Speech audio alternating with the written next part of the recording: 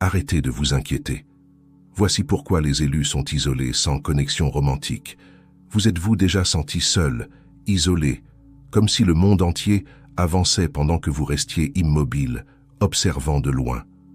Peut-être vous êtes-vous demandé pourquoi il semble si difficile de trouver des connexions romantiques significatives, alors que tous ceux qui vous entourent semblent être dans des relations heureuses. Si vous avez déjà ressenti ces sentiments, sachez que vous n'êtes pas seul. En fait, vous faites peut-être partie de quelque chose de bien plus grand que vous ne l'imaginez, l'appel divin à la solitude.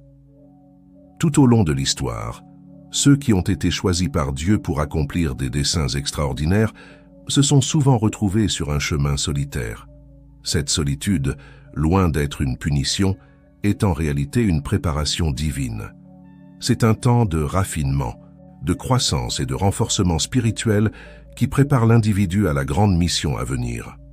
Pensez un instant aux grands leaders et prophètes de la Bible. Beaucoup d'entre eux ont traversé des périodes significatives d'isolement avant d'accomplir leur appel divin. Ce n'est pas un schéma accidentel, mais une méthode intentionnelle utilisée par Dieu pour façonner et préparer ses élus. Moïse, le leader forgé dans le désert. Considérez la vie de Moïse, l'un des plus grands leaders du peuple d'Israël. Avant de devenir le libérateur d'une nation, Moïse a passé 40 ans dans le désert de Madian. Loin de la vie de luxe qu'il avait connue en Égypte, Moïse a expérimenté la solitude et l'isolement.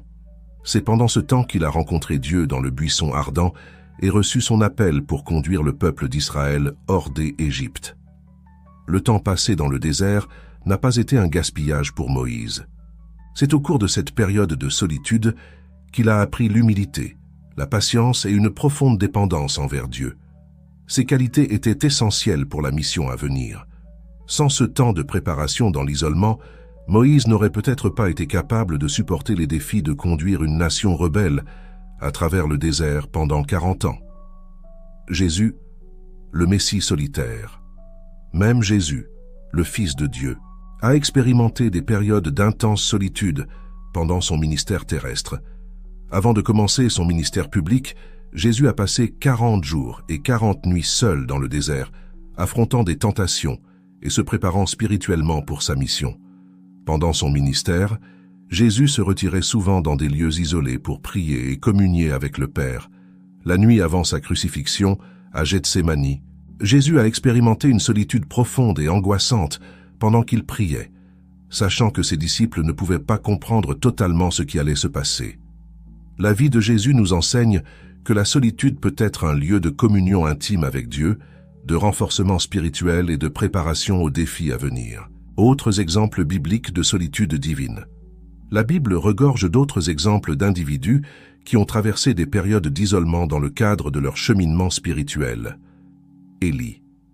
Après sa victoire sur les prophètes de Baal au mont Carmel, Élie s'est enfui dans le désert, où Dieu l'a soutenu et lui a parlé d'une voix douce et légère. Jean-Baptiste, il a vécu dans le désert, se vêtant de peaux d'animaux et se nourrissant de sauterelles et de miel sauvage, avant de commencer son ministère de préparation de la voie pour Jésus. Paul. Après sa conversion dramatique, Paul a passé 3 ans en Arabie avant de commencer son ministère apostolique. Ce temps a été crucial pour sa préparation spirituelle et théologique. Jean, l'apôtre Jean a été exilé sur l'île de Patmos, où il a reçu les visions qui composent le livre de l'Apocalypse. Ces exemples nous montrent que l'isolement, loin d'être une punition, peut être un don divin, un temps de préparation, de révélation et de transformation spirituelle, le but divin dans l'isolement. Mais pourquoi Dieu choisit-il d'isoler ceux qu'il appelle? Quel est le but derrière cette apparente solitude? Explorons quelques raisons pour lesquelles l'isolement peut être une partie essentielle du plan divin pour nos vies. Concentration et clarté. Dans le monde agité dans lequel nous vivons, il est facile de se laisser distraire par les demandes et les attentes de la société. L'isolement nous offre un espace pour nous éloigner du bruit du monde et nous concentrer sur notre relation avec Dieu. C'est dans ces moments de calme que nous pouvons entendre plus clairement la voix de Dieu et discerner sa volonté pour nos vies. Lorsque nous ne sommes pas constamment entourés d'autres voix et opinions, nous avons l'opportunité de développer notre propre conviction et compréhension de la vérité divine. Cela est crucial pour ceux qui sont appelés à diriger et à influencer les autres, car ils doivent avoir une base solide dans leur propre foi et compréhension. Développement du caractère. L'isolement nous met souvent face à face avec nos propres faiblesses, peurs et insécurités. Sans les distractions et les validations externes auxquelles nous sommes habitués, nous sommes forcés de confronter des aspects de nous-mêmes que nous avons peut-être ignorés ou supprimés. Ce processus d'auto-confrontation, bien que difficile, est essentiel pour la croissance du caractère. C'est à travers ces moments difficiles que nous développons la résilience, la patience, l'humilité et une dépendance plus profonde envers Dieu. Ces qualités sont indispensables pour toute personne que Dieu appelle à une mission plus grande qu'intimité avec Dieu. L'aspect peut-être le plus précieux de l'isolement est l'opportunité qu'il nous offre de développer une intimité plus profonde avec Dieu. Lorsque nous sommes seuls, sans les distractions des relations romantiques ou d'autres connexions sociales, nous avons la chance de concentrer toute notre attention et notre affection sur Dieu. C'est dans ces moments de communion intime que nous expérimentons Dieu de manière qui ne serait peut-être pas possible au milieu des exigences de la vie quotidienne.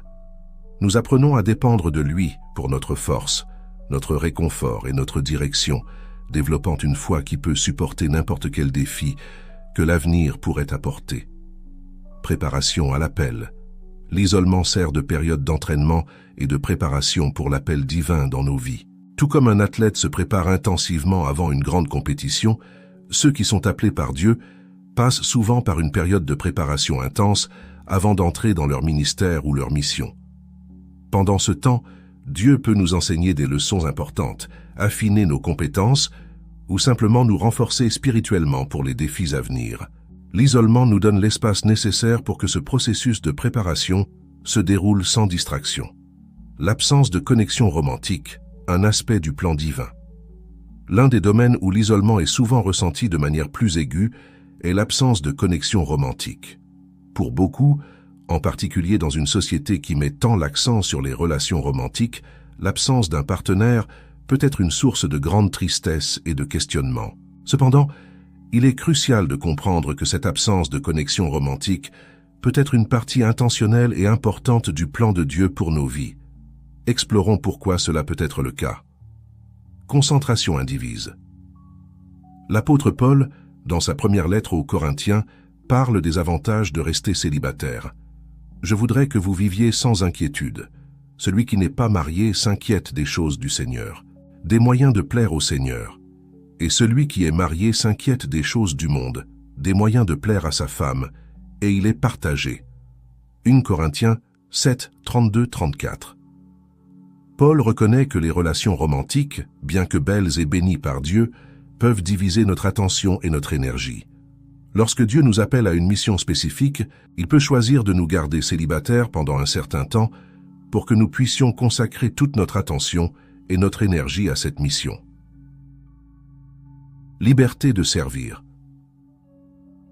L'absence de connexion romantique peut nous donner une liberté unique pour servir Dieu et les autres. Sans les responsabilités et les engagements qui accompagnent une relation romantique ou une famille, nous pouvons être plus disponibles pour répondre à l'appel de Dieu, que ce soit pour servir dans des terres lointaines, consacrer de longues heures à un ministère, ou simplement être disponibles pour ceux qui ont besoin de nous dans notre communauté. Dépendance totale envers Dieu. Lorsque nous n'avons pas de partenaire romantique pour nous soutenir émotionnellement, nous sommes mis au défi de développer une dépendance plus profonde envers Dieu.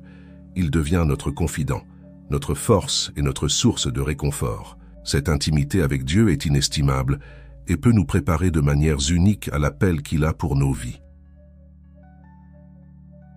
Préparation au bon partenaire. Si le plan de Dieu pour notre vie inclut éventuellement un partenaire romantique, la période de solitude peut être un temps de préparation pour cette relation. Pendant ce temps, Dieu peut nous façonner, guérir des blessures passées et nous enseigner des leçons importantes sur l'amour, l'engagement et le sacrifice. Lorsque nous rencontrons finalement le partenaire que Dieu a pour nous, nous serons mieux préparés pour une relation saine et centrée sur le Christ. Embrassez la solitude comme un temps de préparation. Si vous vous trouvez dans une période de solitude ou d'isolement, En particulier en ce qui concerne les connexions romantiques, il est important de se rappeler que cela peut être un temps précieux de préparation divine. Au lieu de voir cette période comme une punition ou un signe que quelque chose ne va pas dans votre vie, envisagez de l'embrasser comme une opportunité de croissance et de transformation. Voici quelques façons d'embrasser ce temps de préparation. Cultivez votre relation avec Dieu. Utilisez ce temps pour approfondir votre intimité avec Dieu. Consacrez-vous à la prière, à l'étude de la Bible et à l'adoration.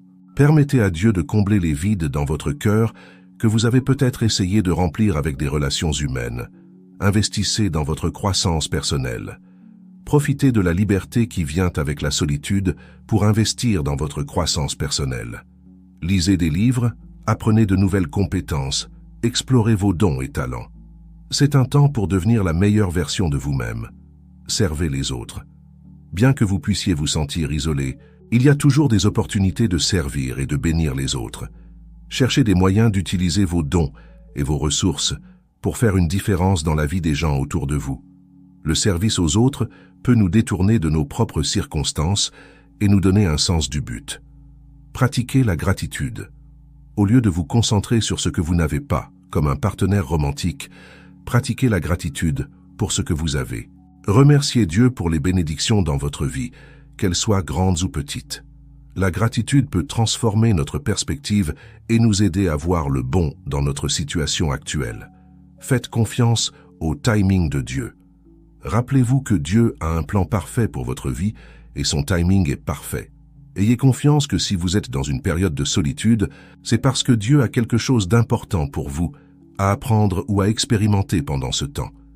La promesse de Dieu pour les solitaires. Bien que le chemin de la solitude puisse parfois sembler difficile, il est important de se rappeler que nous ne sommes pas vraiment seuls. Dieu est avec nous à chaque étape du chemin, nous guidant, nous soutenant et nous préparant pour l'avenir qu'il a planifié pour nous. La Bible regorge de promesses pour ceux qui se sentent seuls ou isolés. Considérez ces paroles de réconfort et d'encouragement. Elle, Éternel est mon berger, je ne manquerai de rien. Il me fait reposer dans de verts pâturages. Il me dirige près des eaux paisibles. Psaume 23, 1, 2. Ne crains rien, car je suis avec toi. Ne promène pas des regards inquiets, car je suis ton Dieu. Je te fortifie. Je viens à ton secours. Je te soutiens de ma droite triomphante. Ésaïe 41, 10. Et voici, je suis avec vous tous les jours, jusqu'à la fin du monde. Matthieu 28, 20. Ces promesses nous rappellent que, même dans les moments les plus solitaires, nous ne sommes jamais vraiment seuls. Dieu est avec nous, nous soutenant, nous fortifiant et nous préparant pour l'avenir glorieux qu'il a planifié pour nous.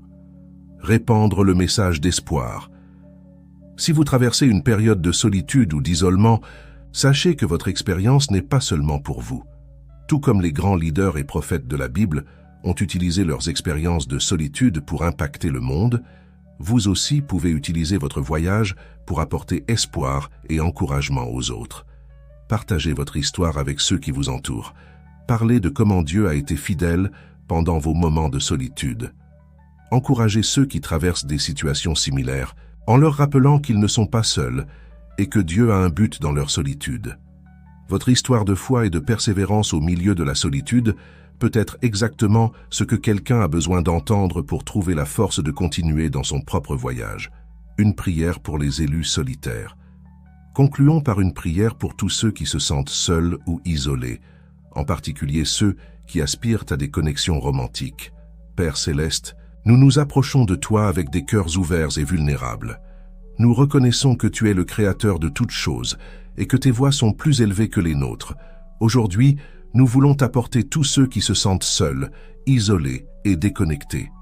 Seigneur, pour ceux qui aspirent à des connexions romantiques et se demandent pourquoi ils semblent traverser un désert émotionnel, nous demandons ta grâce et ton réconfort. Aide-les à voir que ce temps de solitude n'est pas une punition, mais une préparation. Qu'ils puissent reconnaître ta main travaillant dans leur vie, les façonnant et les préparant pour un plus grand dessein. Père, donne-leur la force d'embrasser ce temps de solitude comme une opportunité de croissance. Qu'ils puissent utiliser cette période pour se rapprocher de toi, pour découvrir qui ils sont vraiment et pour développer les dons et talents que tu leur as donnés.